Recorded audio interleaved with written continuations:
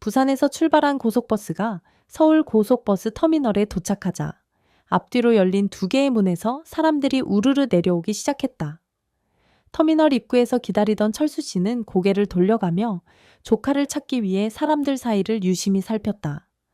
오늘 아내와 함께 조카도 같은 버스를 타고 올라온다는 소식을 들었기 때문이다. 조카 혜진은 사전에 전화를 걸어 입고 있을 옷을 알려주었다.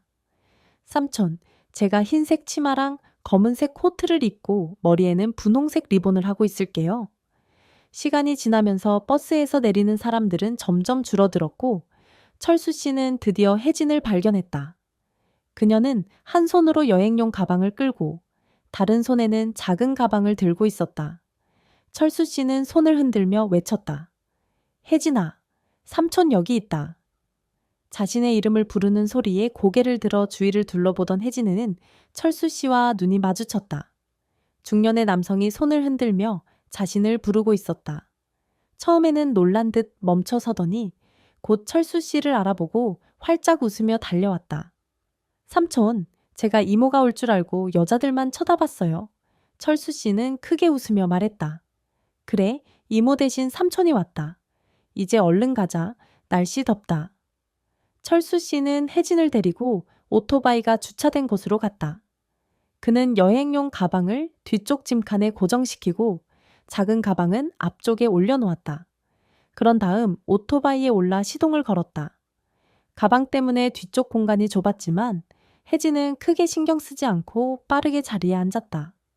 터미널에서 집까지 거리는 멀지 않았지만 출퇴근 시간이라 도로가 혼잡했다.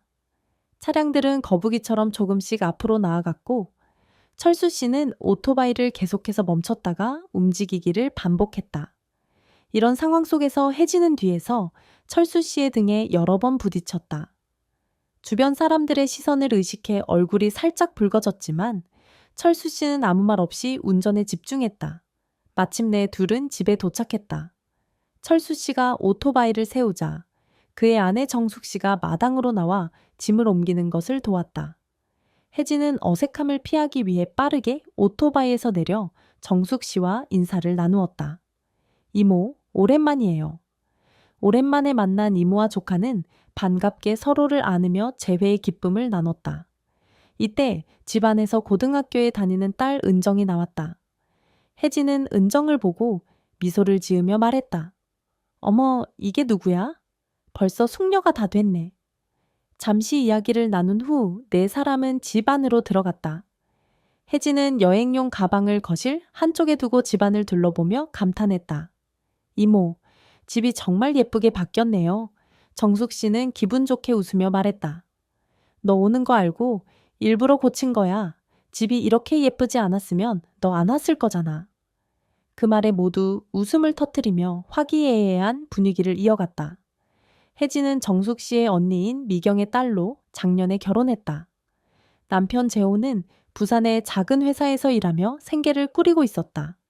하지만 올해 초 혜진이 다니던 의류 공장이 문을 닫으며 그녀는 실직했다. 미경은 정숙 씨에게 연락해 혜진이 서울에서 일할 수 있도록 도와달라고 부탁했다. 정숙 씨는 현재 의류 공장에서 팀장으로 일하고 있어 혜진이 일자리를 구하는데 큰 어려움은 없었다. 이렇게 해서 혜진이 서울로 올라오게 된 것이다. 혜진은 서울 생활에 점차 익숙해지고 있었다. 정숙 씨가 팀장으로 있는 의류 공장에서 일을 시작한 혜진은 빠르게 자신의 능력을 인정받으며 회사 생활에 적응했다. 서울의 바쁜 일상과 회사의 규칙적인 근무 시간은 혜진에게 새로운 경험을 선사했다. 어느 날 혜진은 퇴근 후 시장에 들러 장을 본 뒤 집으로 돌아왔다. 집 앞에 오토바이를 세우고 들어오니 철수 씨가 거실에서 뉴스를 보고 있었다. 그녀는 장을 주방으로 가져가며 인사를 건넸다. 삼촌, 저 왔어요. 오늘 회사에서 고기 반찬이 나왔는데 맛있더라고요. 그래서 시장에서 조금 사왔어요. 오늘 저녁은 삼겹살 파티 어때요? 철수 씨는 미소를 지으며 대답했다. 삼겹살 파티, 좋아. 네가 준비하는 거지? 그러면 삼촌은 가만히 있을게. 혜진은 웃으며 말했다. 삼촌, 도와주셔야죠. 제가 상 차릴 동안 삼촌은 불판 좀 준비해 주세요. 저녁 준비가 시작되었다. 정숙 씨는 아직 회사에서 야근 중이었고 집에는 철수 씨와 혜진 둘만 있었다. 혜진은 주방에서 야채를 손질하며 삼겹살을 준비했고 철수 씨는 뒷마당에서 불판을 세팅했다. 모든 준비가 끝난 후 두 사람은 마당에서 함께 삼겹살을 구우며 이야기를 나누었다.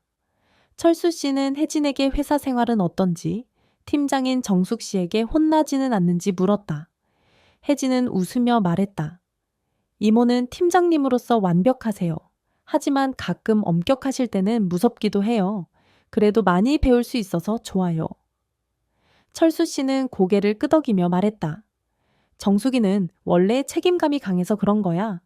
그래도 네가 잘하고 있어서 다행이야. 삼겹살 냄새와 함께 대화가 이어졌다.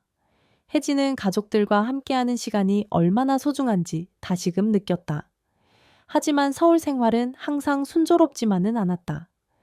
혜진은 회사에서의 업무와 새로운 환경에 적응하면서도 가끔 외로움을 느꼈다. 정숙 씨는 대부분의 시간을 회사에서 보내며 철수 씨도 자신의 일로 바빴다. 어느 날 밤, 혜진은 방에서 공부를 하다 갑자기 창문 너머로 밝게 빛나는 도시의 야경을 바라보며 생각에 잠겼다. 서울에서의 생활은 정말 다르구나. 여기서는 모든 게 빨리 흘러가. 하지만 나는 아직 이곳에 완전히 적응하지 못한 것 같아. 그 순간 혜진은 철수 씨의 방문이 열리는 소리를 들었다. 그는 거실로 나와 냉장고에서 음료를 꺼내며 혜진의 방 쪽으로 다가왔다. 혜진아, 공부 중이야? 네, 삼촌. 내일 회사 발표 준비 때문에요. 철수 씨는 방 안을 잠시 들여다보다가 말했다. 힘들면 너무 무리하지 말고 쉬어. 그리고 네가 여기 와서 가족이 더 행복해졌다는 걸 잊지 마. 혜진은 철수 씨의 말에 선보비 미소를 지으며 고개를 끄덕였다. 감사합니다, 삼촌. 저도 삼촌과 이모가 있어서 많이 힘이 돼요. 혜진은 서울 생활에 조금씩 익숙해지고 있었지만 여전히 여러 가지 새로운 상황에 부딪히곤 했다. 어느 날 퇴근 후 집으로 돌아온 혜진은 주방에 들어가 장을 정리하고 있었다. 그때 철수 씨가 거실에서 뉴스를 보고 있다가 그녀에게 다가왔다. 혜진아, 오늘 회사는 어땠니? 괜찮았어요, 삼촌. 하지만 조금 바빴어요. 이번에 새로운 프로젝트를 맡게 돼서요. 철수 씨는 고개를 끄덕이며 말했다. 그렇구나. 새로운 일은 항상 어려운 법이지. 하지만 너라면 잘 해낼 거야. 그날 밤 혜진은 방에서 내일의 발표 자료를 준비하며 늦게까지 깨어 있었다. 갑자기 방 밖에서 작은 소리가 들려왔다. 문을 열어보니 철수 씨가 부엌에서 무언가를 정리하고 있었다. 삼촌, 아직 안 주무셨어요? 혜진이 물었다. 응, 잠이 안 와서. 그런데 너도 아직 깨어 있었구나. 너무 무리하지 말고 쉬어. 혜진은 미소를 지으며 고개를 끄덕였다. 네, 삼촌, 곧 끝낼 거예요. 다음 날 아침, 혜진은 회사로 가기 전에 삼촌에게 오늘 저녁엔 제가 요리할게요. 라고 약속했다. 회사에서 바쁜 하루를 보낸 후 그녀는 집에 돌아와 약속한 저녁을 준비하기 시작했다. 저녁 식탁에는 따뜻한 된장찌개와 여러 가지 반찬이 올려졌다. 철수 씨는 식탁에 앉아 음식을 맛보며 말했다.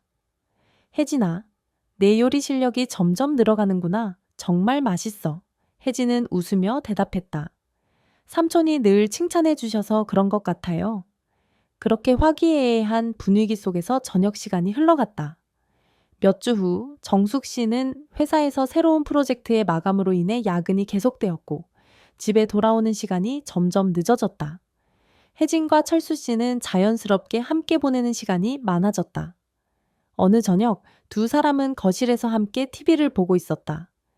혜진은 갑자기 말했다. 삼촌, 제가 서울에 와서 삼촌과 이모가 있어서 정말 다행이에요. 여러분 덕분에 제가 힘들지 않게 적응할 수 있었어요.